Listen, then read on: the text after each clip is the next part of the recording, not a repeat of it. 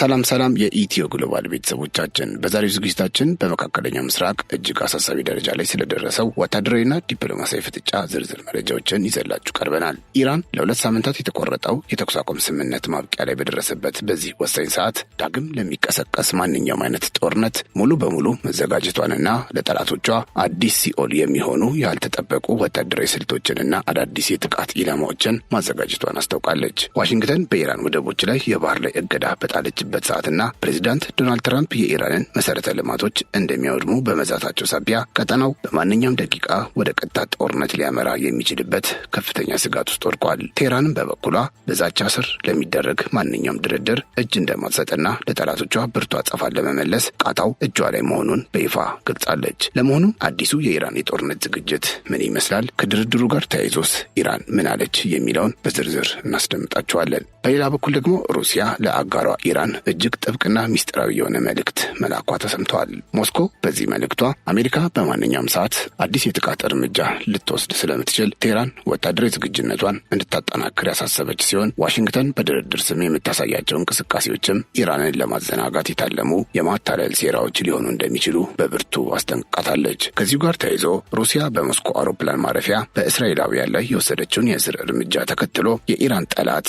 የእኛም ጠላት ነው በማለት ግልጽ የሆነ ወታደራዊ ወገንተኝነቷን አሳይታለች። ለመሆኑ ሩሲያ ለኢራን ያስተላለፈችው የጥንቃቄ መልእክት ዝርዝር ይዘት ምንድን ነው? በሞስኮ አውሮፕላን ማረፊያ በቁጥጥር ስር የዋሉት እስራኤላውያንስ ምን ገጠማቸው? የሚለውን ጨምሮ ሌሎች መረጃዎችን በዝርዝር እናስደምጣችኋለን። እናንተ ብቻ ቻናላችንን ሰብስክራይብ፣ ይህን ቪዲዮ ላይክ እንድታደርጉ በአክብሮት እንጠይቃችኋለን። ከአፍታ ቆይታ በኋላ ተመልሰን እንገናኝ።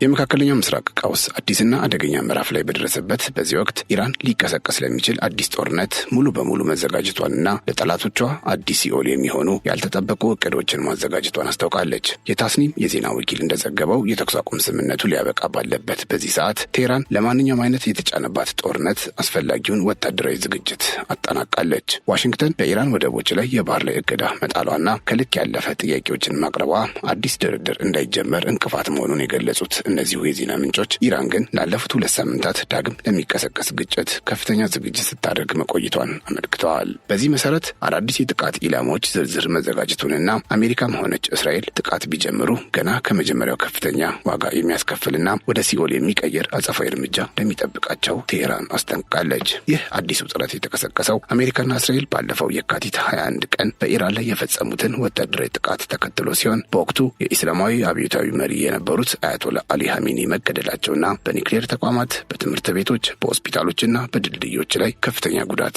መድረሱን ተከትሎ ነው። ታዲያ የኢራን ጦርም ለዚህ ጥቃት በሰጠው አጸፋዊ ምላሽ ትሩ ፕሮሚስ 4 በተሰኘ ዘመቻ በመቶዎች የሚቆጠሩ ባለስቲክና ሃይፐርሶኒክ ሚሳኤሎችን እንዲሁም በሺዎች የሚቆጠሩ ድሮኖችን በመተኮስ በቀጠናው በሚገኙ የአሜሪካ የጦር ሰፈሮችና በእስራኤል ይዞታዎች ላይ 100 የሚደርሱ የጥቃት ማዕበሎችን መፈጸሙ ይታወሳል። ከ40 ቀናት ከፍተኛ ጦርነት በኋላ በፓኪስታን አሸማጋይነት ለ2 ሳምንታት የሚቆይ የተኩስ አቁም ስምምነት ላይ ቢደረስም አሜሪካ በኢራን ወደቦች ላይ የባህር ላይ እገዳ ለመጣል ማቀዷን ይፋ ማድረጓን ተከትሎ ሁኔታው ዳግም የግጭት ቀጠና አንዣቦበታል። የኢራን ባለስልጣናት የአሜሪካን የባህር ላይ እገዳና ከኢራን ፍቃድ ውጪ በሆርሙዝ ሰርጥ ላይ የሚደረግ ማንኛውም እንቅስቃሴ የተኩስ አቁም ስምምነቱን መጣስ እንደሆነ በመግለጽ እንዲህ ያለው ጦርነት ቀስቃሽ እርምጃ በወታደራዊ ኃይል እንደሚመከት ደጋግመው አሳስበዋል። የውጭ ጉዳይ ሚኒስትሩ አባስ አራግቺ ዋሽንግተን በተደጋጋሚ ስምምነቶችን በመጣስ በኢራን የባህር ዳርቻዎችና መርከቦች ላይ ዛቻ በመሰንዘር እንዲሁም እርስ በርሱ የሚቃረኑ መግለጫዎችን በመስጠት የታማኝነት እጥረት እያሳየች ነው ሲሉ ወንጅለዋል። ቴህራን ለዲፕሎማሲያዊ አማራጮች ዝግጁ ብትሆንም ከአሜሪካ የሚመጣን ማንኛውንም አይነት ተጽዕኖ ወይም የግዳጅ ሁኔታ እንደማትቀበል በግልጽ አስታውቃለች። ይህ የኃይል ሚዛን ፍጥጫ በቀጠናው ያለውን ስጋት ወደ ላቀ ደረጃ ያሸጋገረው ሲሆን የሁለቱ ሀገራት ፍጥጫ ዓለም አቀፍ የንግድ መስመሮችን አደጋ ላይ ሊጥል እንደሚችልም ተገምቷል። ከዚሁ ጋር ተያይዞ የኢራን ልዑክ ከአሜሪካ ጋር ለመነጋገር ወደ ፓኪስታን ኢስላማባድ ማምራቱን የሚገልጹ ዘገባዎች ከእውነት የራቁ መሆናቸውን የኢራን ይፋ የዜና ምንጭ IRIB አስታውቋል። ቴህራን በባህር ላይ በተሰነዘረባት አዲስ ትንኮሳ ምክንያት በዛቻ ስር ምንም አይነት ንግግር እንደማታረግ ከፍተኛ ባለስልጣናቷ በቁርጠኝነት ገልጸዋል። ቀደም ሲል የተለያዩ ዓለም አቀፍ መገናኛ ብዙሃን የኢራን ልዑክ ኢስላማባድ ደርሷል ወይም ሊደርስ ነው በማለት የዘገቡ ቢሆንም እስከዛሬ ድረስ ግን ምንም አይነት ዋናም ሆነ ረዳት ልዑክ ወደ ፓኪስታን አለመላኩን ቴህራን አስተባብላለች። ንግግሩ እንዲቀጥል አሜሪካ የምታሳየው ባህሪና አቋሟ ላይ ለውጥ ሊኖር እንደሚገባ የገለጹት ባለስልጣናቱ ያ ካልሆነ ግን ለድርድር የመቀመጥ ፍላጎት እንደሌላቸው በግልጽ አስታውቀዋል። የኢራን ፓርላማ አፈ ጉባኤና ዋና ተደራዳሪ መሐመድ ባጋር ጋሊባፍ እንደገለጹት የአሜሪካው ፕሬዝዳንት ዶናልድ ትራምፕ እገዳ በመጣልና የተኩስ አቁም ስምምነቱን በመጣስ ቴህራንን በጉልበት ለማንበርከክ እየሞከሩ ነው ሲሉ ወቅሰዋል። ትራምፕ የድርድር ጠረጴዛውን ወደ እጅ መስጫ መድረክነት ለመቀየር ወይም ለጦርነት ማሟሟቂያነት ለመጠቀም ማለማቸውን የገለጹት አፈ ጉባኤው ኢራን በዛቻ ስር ድርድርን እንደማትቀበልና ላለፉት 2 ሳምንታት በጦር ግንባር ላይ አዳዲስ ወታደራዊ እርምጃዎችን ለመውሰድ ዝግጁ ሆና መቆየቷን አስጠንቅቀዋል። ይህ ጠንካራ አቋም የመጣው አሜሪካ ባለፈው እሁድ በኦማን ባህር ላይ አንድን የኢራን የንግድ መርከብ ኢላማ ማድረጓን ተከትሎ ሲሆን የኢራን ጦር ድርጊቱን የባህር ላይ ውንብድና ሲል ኮንኖታል። አሜሪካ በኢራን የቀረበላትን ባለ 10 ነጥብ የሰላም ሀሳብ ተቀብላ በፓኪስታን አሸማጋይነት ለሶስትዮሽ ንግግር ብትስማማም አሁን ላይ ግን የባህር ላይ እገዳውን በመቀጠሏ ቴህራን የሆርሙዝ ሰርጥን ዳግም እንድትዘጋ አስገድዷታል ሲል ዘገባው አስነብቧል። ፕሬዚዳንት መሱድ ፔዜሽኪያን አሜሪካ የምትጠቀምበትን የማስፈራሪያ ዘዴ ውድቅ ያደረጉ ሲሆን ኢራን ለማንኛውም አይነት የኃይል ጫና እንደማትገዛ በድጋሚ አረጋግጠዋል። ሆኖም ፕሬዚዳንት ትራምፕ በበኩላቸው በጣም ፍትሐዊና ምክንያታዊ የሆነ ስምምነት አቅርበናል፣ ይህን የማይቀበሉ ከሆነ ግን አሜሪካ በኢራን የሚገኙ እያንዳንዱን የኤሌክትሪክ ጣቢያዎችና ድልድዮችን ታወድማለች በማለት ግልጽ የሆነ ዛቻ ሰንዝረዋል። ታዲያ አሜሪካ በኢራን ላይ የጣለችው ቀጣይነት ያለው የባህር ላይ እገዳ የፓኪስታንን የማሸማገል ጥረት እያደናቀፈው መሆኑም ተሰምቷል።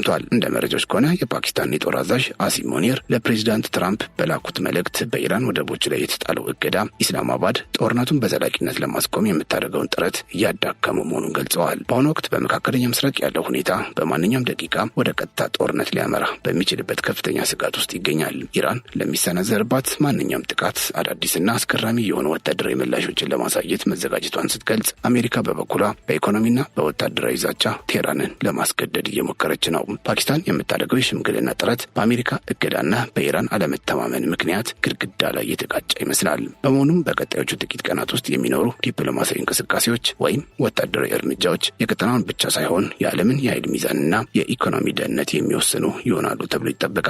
ቴህራን ለዲፕሎማሲው በሯ ክፍት መሆኑን ብትገልጽም ወታደራዊ ዝግጁነቷ ግን ከምንጊዜውም በላይ ከፍተኛ መሆኑን ደጋግማ እያሳወቀች ነው።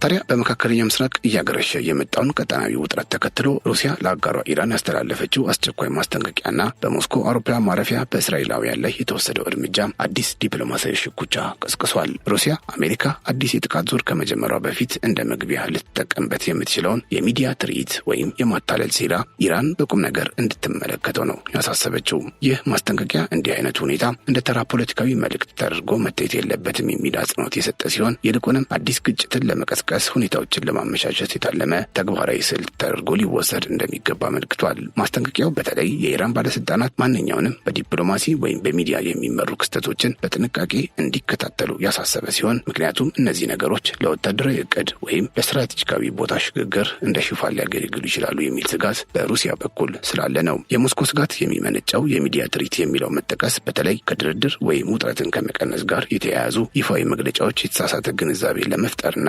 ተጨማሪ ጥቃቶች ዝግጅት እየተደረገ ሊሆን ይችላል ከሚል እሳቤ ነው። ይህ ማስጠንቀቂያ የመጣው ከተለያዩ አቅጣጫዎች የሚመጡ ምልክቶች እርስ በርሳቸው በሚቃረኑበት በባህር ላይና በቀጠናው ያለው ውጥረት በቀጠለበት እንዲሁም የዲፕሎማሲያዊ ጥረቶችም ጎን ለጎን እየተከናወኑ ባሉበት ወሳኝ ወቅት መሆኑ ሁኔታውን አሳሳቢ አድርጎታል። በዚሁ ዘገባ ላይ ፋርስ አንድን ምንጭ ጠቅሶ እንደገለጸው የኢራን የድርድር ቡድን በአሁኑ ወቅት ወደ ፓኪስታን ለመጓዝ ምንም አይነት ፕሮግራም የሌለው ሲሆን ይህም ቴህራን በዚህ ደረጃ በኢስላማባድ በሚደረገው ንግግር ላይ ለመሳተፍ ቃል አለመግባቷን በግልጽ ያሳያል። የኢራን አመራር አማካሪና ረዳት የሆኑት መሐመድ ሞክበር ዲፕሎማሲ ትርጉም የሚኖረው በመሬት ላይ ያለውን ጥንካሬ የሚያንጸባርቅ ከሆነ ብቻ እንደሆነ በማስጠንቀቅ በዲፕሎማሲው ስራ ላይ ያላቸውን ጥርጣሬ አንጸባርቀዋል። ሞክበር በኤክስ ገጻቸው ላይ እንደገለጹት ዲፕሎማሲ ለጦር ግንባሩ መፍትሄ የሚሰጥ ካልሆነ በስተቀር በማስገደድ የሚመጣ ሊሆን አይችልም በማለት የቴህራን አቋም ምን እንደሚመስል ፍንጭ ሰጥተዋል። ድርድር ግጭትን ለማራዘሚያነት እንደ ሽፋን እንዳያገለግል ኢራን ንቁ ሆና እንደምትቀጥል የገለጹት አማካሪው ድርድሩ ለድካም ስልት ወይም አትሪሽን ስትራቴጂና ለጦርነት ቀጣይነት ሽፋን እንዳይሆን ነቅተን እንጠብቃለን ሲሉ አክለዋል። በተጨማሪም ሞክበር በተቃራኒው ወገን ስሌት ውስጥ የሚፈጠር ማንኛውም ስህተት የመጨረሻውን ቃታ ሊያስበን ይችላል ሲሉ አስጠንቅቀዋል። በሌላ በኩል የአልማያዲን ዘጋቢ እንደገለጸው ትልቅ ልዑክ የጫነ የአሜሪካ አውሮፕላን ኢስላማባድ የደረሰ ሲሆን ይህም ለዲፕሎማሲያዊ ግንኙነት አዲስ ግፊት መኖሩን የሚያሳይ ቢሆንም ንግግሩ ግን ከአንድ ወገን ብቻ መሆኑን ተናግረዋል።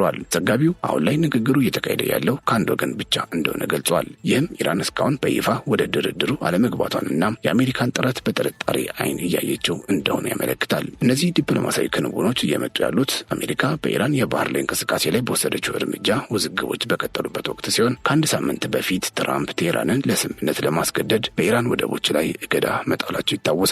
ለዚህ ምላሽ ይሆን ዘንድ ኢራን እንደገና የሆርሙዝ ስትሬትን በጠላትነት ለሚፈርጁ ወይም ከተቃዋሚዎቿ ጋር ግንኙነት ላላቸው መርከቦች ዝግ ማድረጓ ይታወሳል። ቴህራንና ዋሽንግተን ድርድርን ለማመቻቸት ለ2 ሳምንታት የሚቆይ የተኩስ አቁም ስምምነት ላይ ደርሰው የነበረ ቢሆንም አሁን ላይ ግን ስምምነቱ ሙሉ በሙሉ ተግባራዊ እንዳልነበረ ይነገራል። የኢራን ባለስልጣናት አሜሪካ በርካታ የስምምነቱን ድንጋጌዎች በመጣስ በዲፕሎማሲያዊ ሂደቱ ላይ ያለውን እምነት እያዳከመች ነው በማለት ይወነጅላሉ። የኢራን የውጭ ጉዳይ ሚኒስቴር መግለጫዎች እንደሚያመለክቱት የኢራን መርከቦችን ማገድና ዛቻዎችን መሰንዘር ለቀጣይ ዲፕሎማሲያዊ ግንኙነት ዋነኛ እንቅፋቶች ሆነው ቀጥለዋል። አንድ ከፍተኛ የኢራን ባለስልጣን ለሮይተርስ እንደተናገሩት ደግሞ ፓኪስታን የአሜሪካን እገዳ ለማቆምና ኢራን በንግግሮች ላይ እንድትሳተፍ ለማበረታታት አዎንታዊ ጥረቶችን እያደረገች መሆኑን ገልጸዋል። በተመሳሳይ የኢራን የውጭ ጉዳይ ሚኒስትሩ አባስ አራግቺ ከፓኪስታን አቻቸው ጋር ባደረጉት የስልክ ውይይት ቀጠናዊ ሰላምና መረጋጋትን ለመደገፍ ቀጣይነት ያለው ምክክር አስፈላጊ መሆኑን በመግለጽ ፓኪስታን እያደረገችው ላለው ጥረት ምስጋና አቅርበዋል። የኢራን ተንታኞች የሚሰጡት አስተያየት ዋሽንግተን ከሁለንተናዊ ስምምነት ይልቅ ጊዜያዊ ዝግጅትን እየፈለገች ሊሆን እንደሚችል የሚጠቁሙ ሲሆን ይህ ደግሞ ለቀጠናው ዘላቂ ሰላም አያመጣም የሚል እምነት አላቸው። ሻምሶል ቫይኢዝን ለአልማያዲን ሲናገሩ አሜሪካ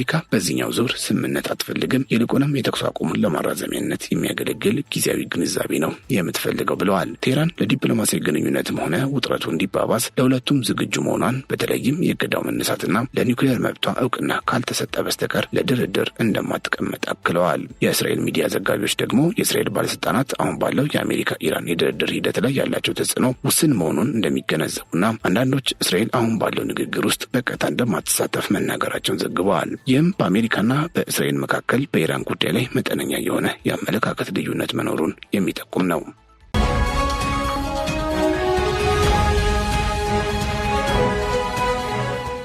በሌላ በኩል ደግሞ ሩሲያ በሞስኮ አውሮፕላን ማረፊያ በእስራኤላውያን ላይ የወሰደችው እርምጃ በሁለቱ ሀገራት መካከል ያለውን ግንኙነት ይበልጥ አሻክሮታል። ታይምስ ኦፍ እስራኤል የጠቀሳቸው ይፋዊ የእስራኤል ምንጮች እንደገለጹት የሩሲያ ባለስልጣናት ቢያንስ 40 የእስራኤል ዜጎችን ሩሲያ እንደደረሱ በሞስኮ ዴሞዶቭ አውሮፕላን ማረፊያ አስረዋል። የእስራኤል የውጭ ጉዳይ ሚኒስትር ቡድኑ በቁጥጥር ስር ውሎ እንደነበርና በኋላም በዲፕሎማሲያዊ ጣልቃ ገብነት መለቀቃቸውን አረጋግጠዋል። የእስራኤል ዜጎች የታሰሩት እስራኤል በኢራን ላይ ከፈጸመችው ወታደራዊ ጥቃት ጋር ግንኙነት አላችሁ ተብለው ጠርጥራቸው እንደሆነ የተዘገበ ሲሆን የሩሲያ የደህንነት ሰራተኞች ለታሳሪዎቹ እንደነገሯቸው ከሆነ ኢራን የሞስኮ የቅርብ አጋር መሆኗንና የኢራን ጠላት የሆነ ማንኛውም ሰው የእኛም ጠላት ነው በማለት ግልጽ የሆነ ወታደራዊና ፖለቲካዊ መልእክት አስተላልፈዋል። ታሳሪዎቹ በእነዚህ ጥርጣሬዎች ምክንያት ለበርካታ ሰዓታት ጥብቅ ምርመራ የተደረገባቸው ሲሆን በዚህም ወቅት የሞባይል ስልኮቻቸውን እንዲከፍቱ ተጠይቀው እምቢ በማለታቸው ስልካቸውን እንዲያጠፉ ታዘዋል። ቡድኑ የእስራኤል ዜግነት ያላቸውንና ድርብ ዜግነት ያላቸውን ግለሰቦች ያካተተ እንደነበር የተዘገበ ሲሆን በመጨረሻም ሕግን መጣስ ተቀባይነት እንደሌለው የሚገልጹ ሰነዶች ላይ ከፈረሙ በኋላ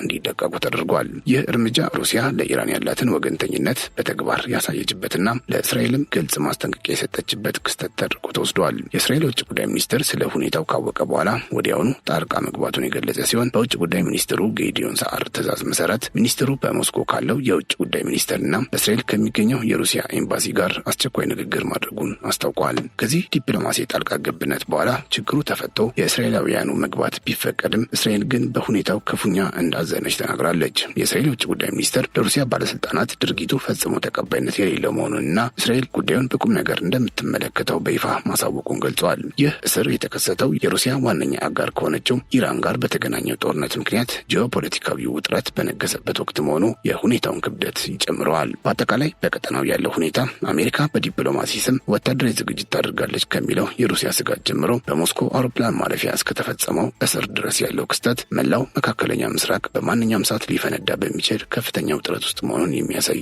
ሆኖ ተመዝግቧል። ቴህራንም በበኩሏ ከጥንቃቄ ጋር የጥንካሬ ዲፕሎማሲን እንደምትከተል በማሳወቅ ለሚመጣው ማንኛውም ክስተት ዝግጁ መሆኗን እየገለጸች ትገኛለች።